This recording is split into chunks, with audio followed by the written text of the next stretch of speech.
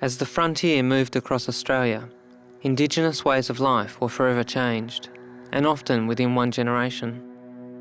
Tommy McRae, William Barak and Mickey of Ulladulla were three Koori, or southeast artists, who all experienced the invasion and dispossession of their country.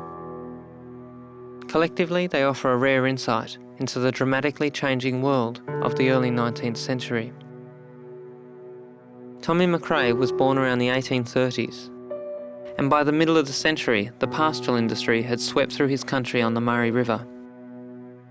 As a young man, he worked as a stockman, while in his retirement, at the picturesque Lake Mudamere, he generated an income by farming and making shields, boomerangs and possum skin cloaks, along with pen and ink drawings. McRae's images are often reflective, transcribing his memories of a time gone by. His images are dominated by ceremony, fighting and hunting, but also document contemporary events, including the invading squatters and the Chinese brought by the gold rush. And although minimal, his silhouette-style works are alive with detail. Plants and animals are rendered with a strong sense of familiarity. Today we can reflect on the array of clubs, spears, shields and headdresses, many of which have been forgotten in living memory. Further to the south, near present-day Melbourne, William Barak, after a lifetime of lobbying the government authorities for the betterment of his Kulin people, retreats into his own memories at his home on Coranderrk Station. Barak illustrates his country men and women dressed in their warm possum skin cloaks, celebrating culture.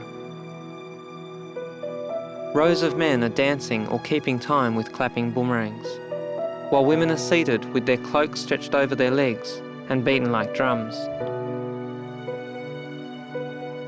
While on the south coast of New South Wales, Mickey of Ulladulla witnessed the colonisation of his country, plundered for its timber, fish and ultimately its rich pastures.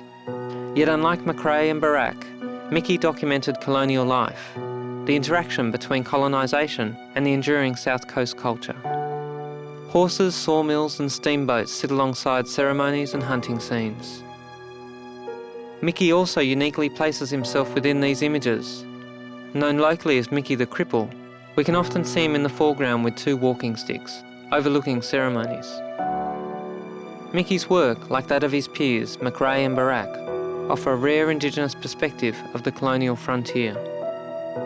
They all clearly reflect and record the virtues of traditional life, with ceremony being the preeminent subject. By committing their vision to paper, they have preserved their culture for time immemorial.